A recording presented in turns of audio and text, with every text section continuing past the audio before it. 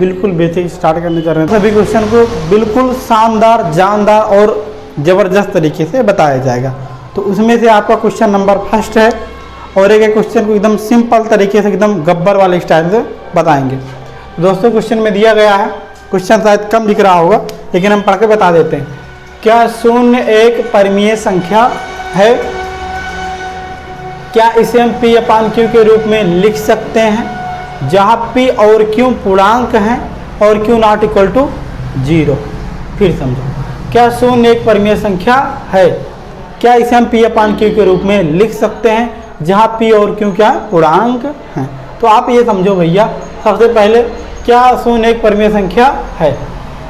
तो इससे जानने से पहले हमको परिमेय संख्या का डिफिनेशन जानना अति आवश्यक है। तो परिमेय संख्या किसे कहते हैं भैया? परिमेय संख्या होती है जिसे हम P अपान Q के रूप में लिख सकते हैं और Q नॉट इक्वल टू 0, मतलब कि परिमेय संख्या होती है P अपान Q के रूप में होना चाहिए, ठीक? क्यों नॉट इक्वल टू 0? अगर आपका Q 0 के इक्वल नहीं है, नीचे वाला हर आपका अगर 0 के बराबर नहीं है तो आपकी परिमेय संख्या है। अंश 0 हो, 1 हो, 10 हो, 15 हो, कोनो मतलब नहीं, लेकिन नीचे वाला 0 हो गया तो पूरा चौपट करके बैठ ही जाएगा। तो दिमाग थोड़ा सा लगाना। तो क्या हम 0 को कैसे लिख सकते हैं? 0 को चाहे तो भैया हम लिख सकते हैं 0/1, ठीक, और 0/2, 0/3, 0/4। जब इस तरह लिख रहे हैं तो क्या हर में 0 आया, 0 आया, 0 आया, 0 ऐसा कुछ दिखा? नहीं दिखा। जब नहीं दिख रहा है तो मतलब हमको ये समझ में आ गया ऊपर कुछ भी हो हमको इससे मतलब नहीं है, नीचे सिर्फ हमारा 0 नहीं होना चाहिए। क्लियर? तो क्या हम शून्य एक परिमेय संख्या? तो हाँ लिखेंगे, हाँ शून्य एक परिमेय संख्या है, हाँ शून्य एक परिमेय संख्या है, एक परिमेय संख्या है, ठीक। इसे P अपान Q के रूप में लिख सकते हैं तो ये दिखा दो, जो यहाँ लिखो 0/1, 0/1, 0/2, 0/3 इतने हो गए हैं। जहाँ P और Q यहाँ लिख सकते हो P बराबर 0, Q बराबर 1, 2, 3, बस। और क्या है, मजाक मजाक में हो गया। और Q नॉट इक्वल टू 0 चाहे लिख दो यहाँ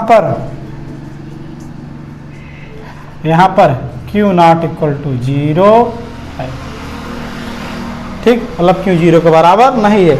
बहुत टीचर भैया बहुत तरीके से बताते हैं, लेकिन हमको जो लग रहा है एकदम इजी, मस्त और देसी तरीके से समझा रहे हैं ताकि दिमाग में घुस जाए, एकदम डायरेक्ट माइंड में घुस जाए, ठीक है ना। अब आपके लिए दूसरा क्वेश्चन चल रहा है। इतना समझ लो कि आपकी बुद्धि में घुस जाएगा, बुद्धि के विकास कर देगा, तेज कर देगा।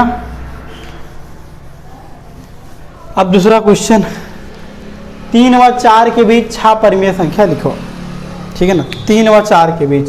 तो क्वेश्चन नंबर दूसरा, डर के आगे जीत है माउंटेन ड्यू। वैसे हमको ऐड करने का कोई प्रचार नहीं मिलता, इसलिए फिर फालतू ऐड करते रहते हैं।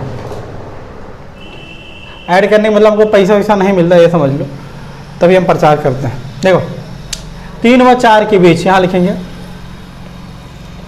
3 तथा 4 के बीच, ऐसे लिख दो। बहुत तरीका से लिख सकते हैं। हल थोड़ा सिस्टमैटिक हल आगे लिख देना। 3 तथा 4 के बीच, तो हम लिखना चाहें भैया 3 को कैसे लिख सकते हैं? क्या बोले, 3 तथा 4 के बीच कितनी संख्या लिखना है आपको? 6 संख्या लिखना। तुम 3 को चाहें भैया कैसे लिख सकते हैं? लिख सकते हैं यहाँ पर, यहाँ लिख दो, कोई दिक्कत नहीं है। 3/1 तथा 4/1 लिख सकते हैं।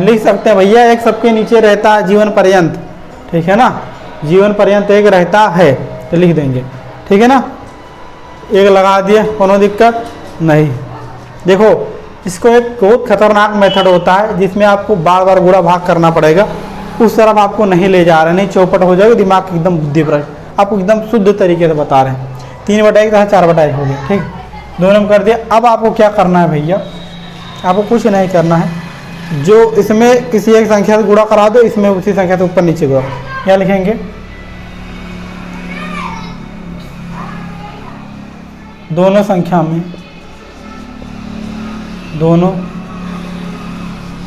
में ये लिखा नहीं जाता, समझाने के लिए लिखना मत, नहीं मास्टर कहेगा तुम बहुत ज़्यादा दिमागदार बन जा रहे हो। दोनों संख्या में हर तथा अंश में 10 से गुणा करने पर, समझाने के लिए लिख रहे हैं महाराज जी, चौपट हो जाए अगर लिख दोगे तो। हम गंदा लिख दे देते हैं यार, अच्छा लिखने का प्रयास करते हैं, पर है गुणा करने पर।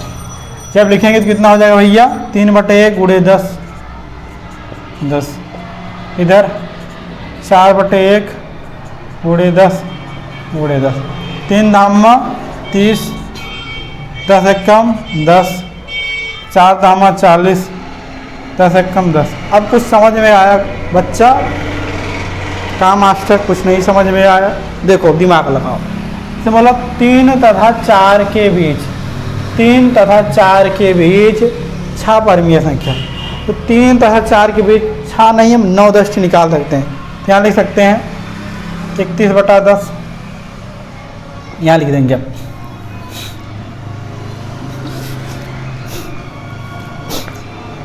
3 तथा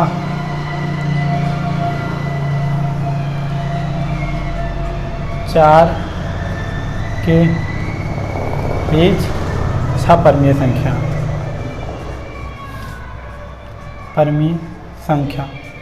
तो 30/10 के बाद क्या हो जाएगा, 31/10, 32/10, 33/10, 34/10, 35/10, 36/10। आपको कुल मिलाकर 40/10 के अंदर 39 तक ले जा सकते हो। तो यही इसका हो गया